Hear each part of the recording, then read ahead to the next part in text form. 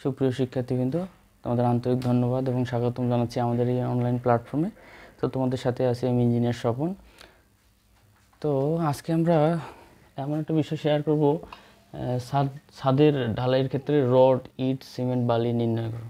তো এই ভিডিওটি দেখার পর আশা করি ইঞ্জিনিয়ার না, বাড়ির মালিকেরাও এটা দেখে সুন্দরভাবে রড, সিমেন্ট, বালি বের করতে পারবে। তো চলুন আমরা শুরু করি। তো প্রথমেই আমাদের এখানে একটা ছাদ আমি আঁকছি, ধারণা করে নিই যে হচ্ছে 100 ফিট বাই 60 ফিট একটা ছাদ আমাদের ঢালাই করতে হবে। স্ল্যাবের থিকনেস দেওয়া হচ্ছে 5 ইঞ্চি। আচ্ছা, স্ল্যাবের মধ্যে একটা ভয়েড আছে, সেটা হচ্ছে সিঁড়িঘর। 10 ফিট বাই 15 ফিট। তো এটা একটা আমরা কাল্পনিক একটা ছাদ বিবেচনা করেছি। তো অনেকে যেখানে যেখানে পাঞ্চ আছে ওগুলো আমরা বাদ দিব, যদি বাস্তবের ক্ষেত্রে হয়। তাহলে এই ছাদটার এরিয়া আমরা বের করি। ছাদের এরিয়া হচ্ছে 100 ইন্টু 60 মাইনাস 15 ইন্টু 10 ফিট। ফিটের সাইন দিয়ে দিলাম আমরা। আচ্ছা, এটা ক্যালকুলেশন করলে দাঁড়ায় আমাদের 58.50 ফিট স্কোয়ার। এইটু হচ্ছে আমাদের কাস্টিং হবে এই ছাদটা। আচ্ছা, এটার ভলিউম যদি বের করি আমরা, তাহলে ছাদের থিকনেস দিয়ে গুণ দিতে হবে 58.50 ইন্টু 5 ইঞ্চি ফিট করে নিলাম আমরা। আচ্ছা, এটা হিসেব করলে দাঁড়ায় হচ্ছে 2457 ফিট কিউব।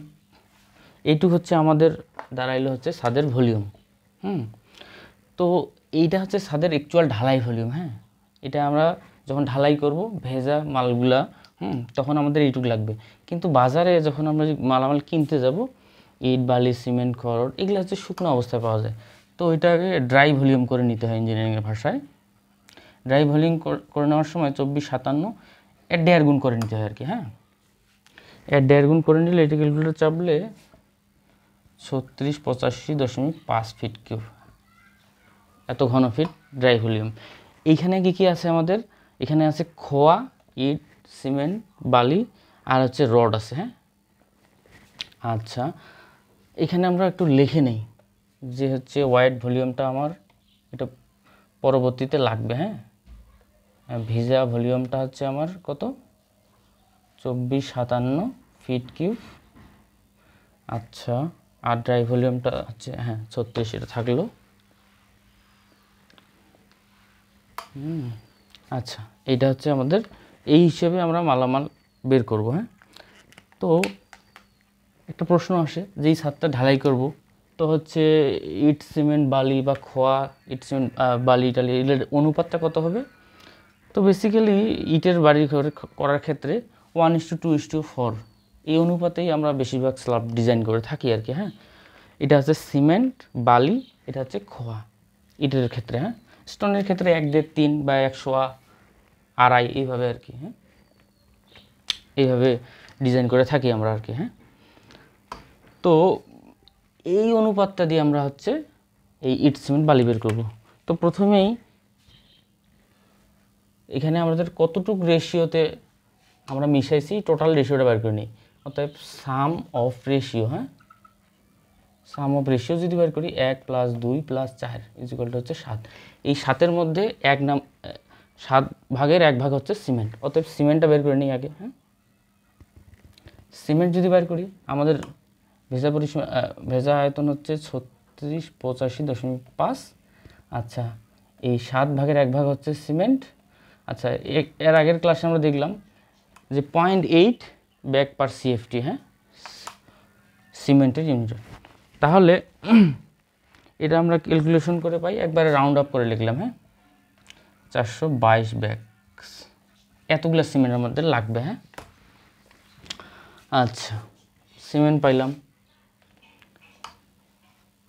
আচ্ছা, স্যান্ড যদি আমরা হিসাব করি 3685, এখানে টোটাল ভলিউম এত, 7 টোটাল রেশিও আমার। এখানে কত অংশ আছে? স্যান্ড 2 অংশ। এটা আমরা ক্যালকুলেশন চাপে পাই 1053 ফিট কিউব। ঠিক আছে, এত ফিট কিউব আমার লাগবে বালি।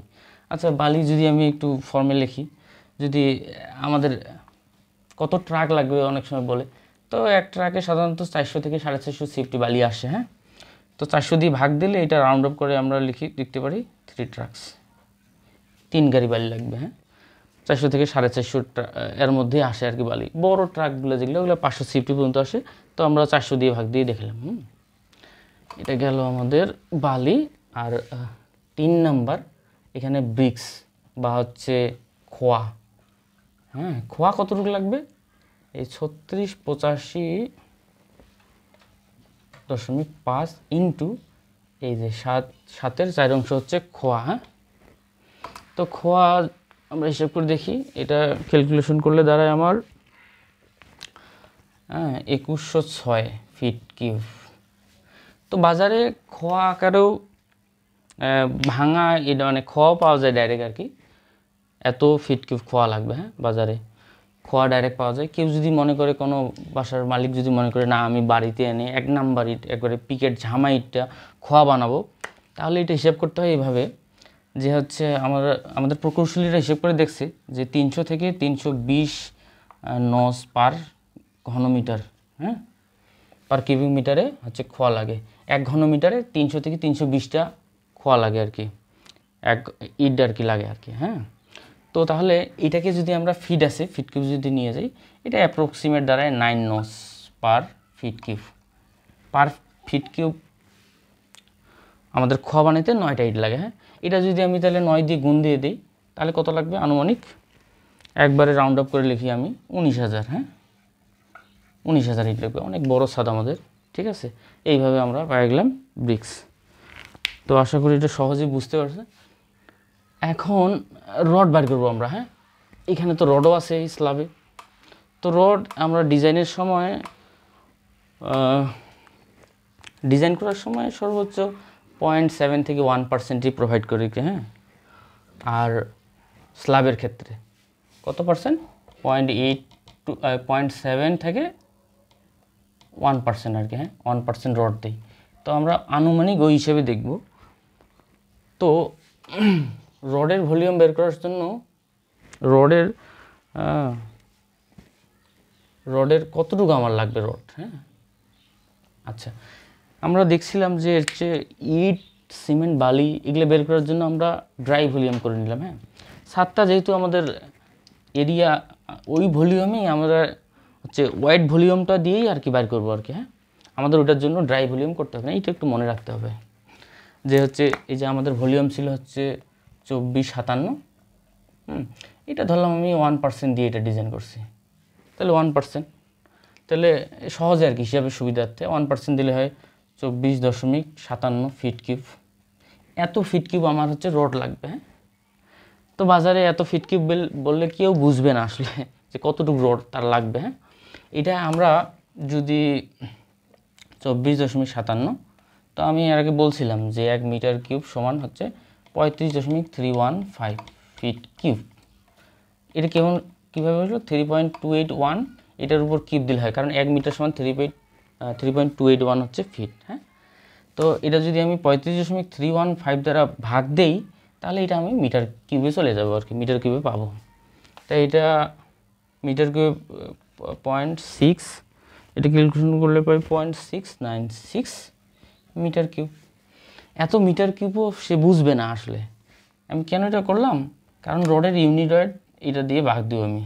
আমরা জানি রডের ইউনিট হচ্ছে 7,850 কেজি পার মিটার কিউব। এই যে কেজি পার মিটার কিউব কাটা গেল, থাকলো কি কেজি। তাহলে এইটা আর এটা গুণ দিলে আমি পাওয়া যাব আমার কতটুকু রড লাগবে। তো এইটা রাউন্ড আপ করে আমি লিখি যে 5,500 কেজি রড লাগবে। এটা একটু গুণ দিলেই, হ্যাঁ, সহজ ভাষায় 5,500 কেজি রড লাগবে, মানে হচ্ছে আমাদের 5.5 টন রড লাগবে।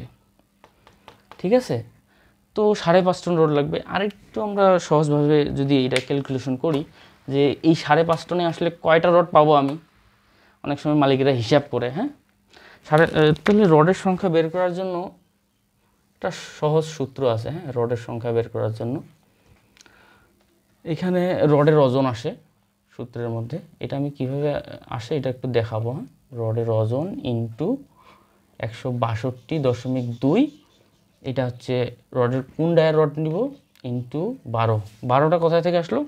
12টা হচ্ছে বাজারে এই 12 মিটারের বেশি রড তৈরি করে না কোম্পানিগুলো। যত প্রকার AKS, BSR, হ্যাঁ, KSRM যত প্রকার কোম্পানির রড আছে তাদের কারণে 12 মিটার পর্যন্ত আর কি। 12 মিটার হয় 39.39 বা 39.6 ফিট আর কি, প্রায় 40 ফিটের মতো কাছাকাছি আর কি রড, এর বেশি পাওয়া যায় না। হ্যাঁ, এটা হচ্ছে তার। তো রডের ওজন আমরা পাইছি কত, 5,500 কেজি, 162.2। ধরলাম আমি 10 মিলি রড ছাদে ইউজ করব। হ্যাঁ, 10 মিলি রড ইউজ করব ছাদে। বেশিরভাগ ক্ষেত্রে আমরা ডিজাইন করার সময় 10 মিলি ইউজ করি, এক্সট্রা ট্রপ কিছু 12 মিলি দেই, আবার এই পর্যন্ত আর কি। হ্যাঁ, এক্সট্রা টপ কিছু থাকে 12 মিলি, ধরলাম 10 মিলি আমরা হিসাব করব হিসাবের সুবিধার্থে। তাহলে এইটা আমরা ক্যালকুলেশন করে পাই হচ্ছে 750 পিস আমি রড পাবো।